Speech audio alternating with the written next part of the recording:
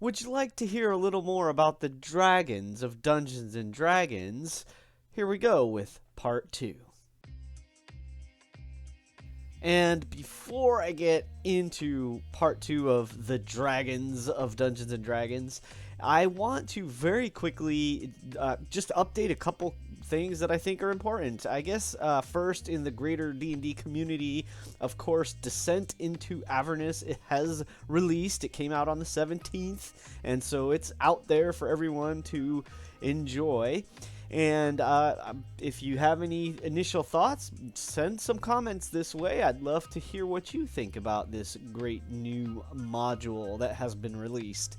And also, I want to just send a thank you to all of you, to each of you that has subscribed recently, because we just crossed over 150. I was sort of hesitant to celebrate for a minute. I wanted to really make sure there were actually 150 subscribers, but it's hanging steady at 152 right now, and that feels amazing. I can't tell you what it means to me to know that you enjoy the content that I'm sharing with you and the thoughts and silliness that I get into every day here on the vlog. So without further ado, let's get into number 244. That's right, DnDaily 244. Hey, I'm Gregory.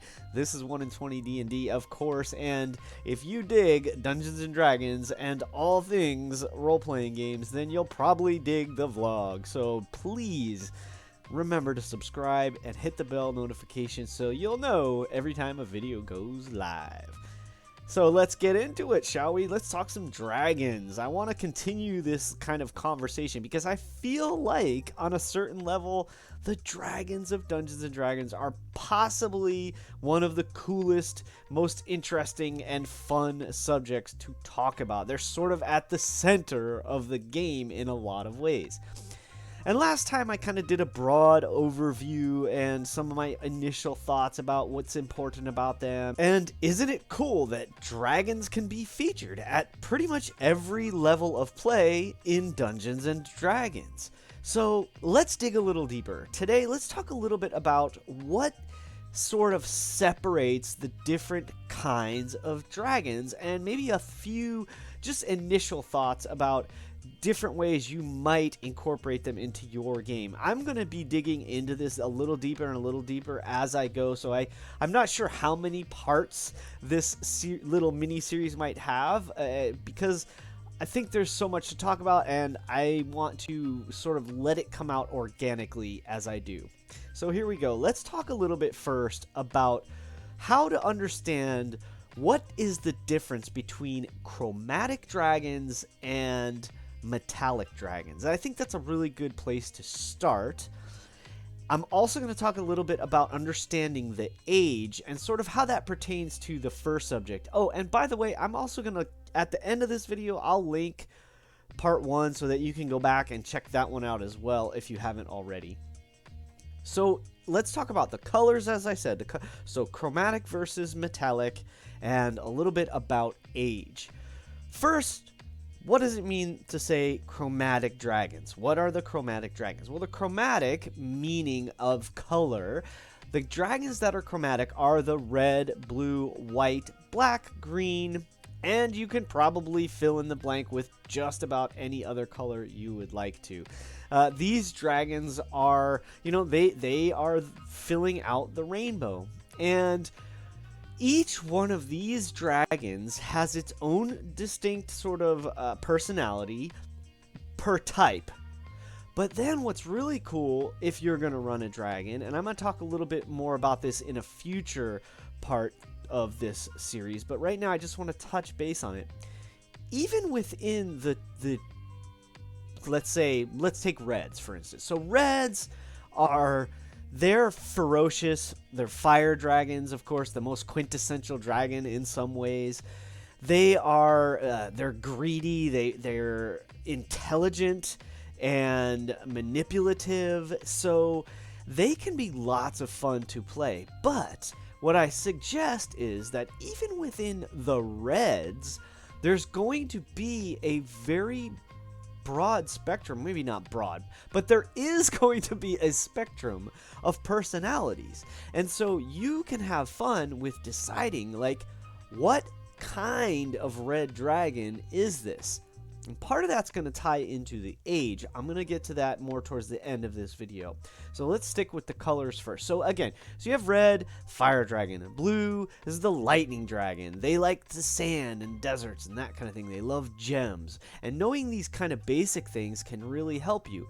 Another one of the chromatics that's really important, of course, is the white dragon, the dragon of ice and so forth. And these are the most animalistic of all the dragons. That's kind of interesting to know. And of course, the black and the green.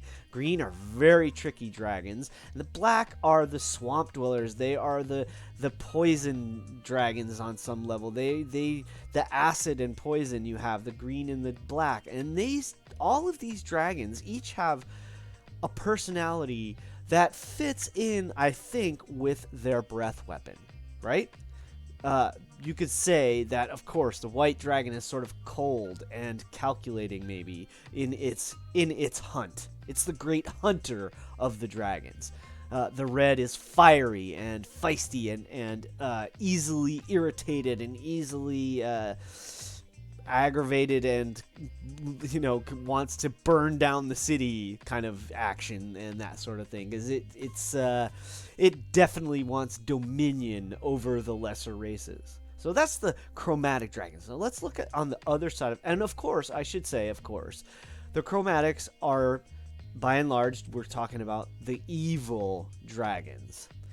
Now, when we talk about the metallic dragons, the primary three being, of course, platinum, silver, and gold, but there are also, of course, bronze, copper, and many other, steel, and so forth. There are many different metallic dragons that can be used in the game. Of course, these are seen as the good dragons. They tend to be more benevolent, more helpful. They also can be protectors. It's not uncommon or unusual to have, let's say, for instance, a silver dragon that wants to protect an area of forest land or something like this. That would claim its domain, keep other dragons out of it, and protect it from corruption and so forth. So the metallic dragons, they, again, even within each one of these colors or metals, I guess we should say, there's going to be a range of personalities. Now, let's tie that into age. So one of the things that is really important to understand about the dragons in Dungeons & Dragons, especially when we're talking about 5th edition here, when you look at the dragons, how old they are directly correlates to what level of threat they are, which I guess is probably pretty self-evident. There's also a very specific mechanic to that, because you have dragon wormlings, you have young dragons, you have adult dragons, you have ancient dragons, and number one, their size increases the older they get. Number two, their abilities and power increases, of course, their hit points and all that kind of thing. But I also want to think on a more game level, I think their personality is going to change drastically over time. I mean, think about this. These creatures are alive for not years, not decades, not centuries, but millennia. They can be alive for multiple ages. Like, if an age could be, say, 2,000 to 5,000 years in the ages of man, that means epochs, really. A dragon could be alive for like an entire epoch, several ages of man, many thousands of years. So if a dragon is only, let's say, 50 years old, it's going to be powerful, it's going to be a threat, but it has nowhere near the experience, possibly the cynicism, or for certain the wisdom of a dragon that's been around for 7, 8, 9,000 years. Now, of course, the ancient dragons, they start to decline somewhere around the 7 to 8,000 year. the dragons are going to start to diminish. Their power will diminish and so forth. However, their intelligence and their wisdom is probably going to be peaking and perhaps even gaining, even though their physical prowess may be slowly deteriorating. So how, if you use an ancient dragon, how are you going to play that into the game? Those are the fun things to think about. So again, you have the metallics and you have the chromatics. Whether or not they're going to be a bane to the party or possibly a boon to the party, it's cool to have a metallic dragon help the party out. And this gets into another level of dragons that I'm not going to touch on in this video, but stay tuned because I definitely want to address this. In your game, are the dragons more bestial or are they more magical?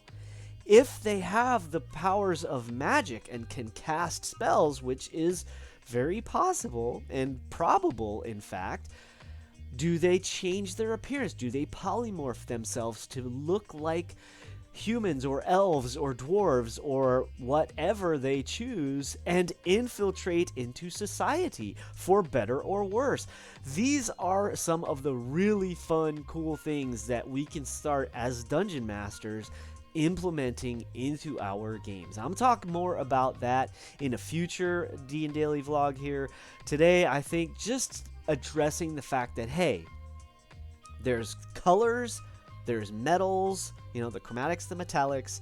They each have their own distinct personality. So a copper is going to be very different than a gold, and that's going to be different than a platinum, and so on. And same thing on the side of the color spectrum. The reds are way different than the blacks, the whites, the greens, etc.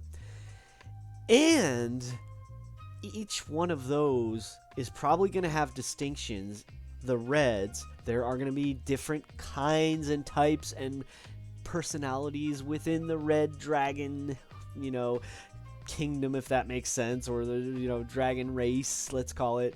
And I think a good way to judge that might be based on how old they are.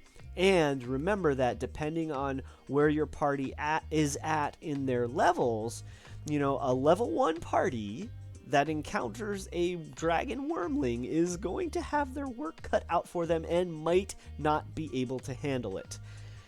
A level 1 party that encounters an adult dragon is definitely going to get smoked if they try to fight it, and rather than just either running away, hiding, or trying to perhaps communicate with it, which is always advisable when you're dealing with a dragon. So keep that in mind. Here's that link I promised. Oh, actually not on that side. It's on this side. Here's the link I promised to part 1 in this series. I'll keep them posted, and once I've got a couple, I'll probably create its own playlist here on the channel. Thanks for tuning in. I hope you are ready to have an amazing weekend. We're playing some BattleTech RPG tomorrow night. I'll tell you all about that in the next day or so. In the meantime, keep rolling 20s, my friend, and remember, it's your game. Play your way. I think it's cool that dragons can really be featured at pretty much every level of play in Dungeons of Dragons. Did I just say Dungeons of Dragons? How about Dungeons and Dragons? I think I need to fix that.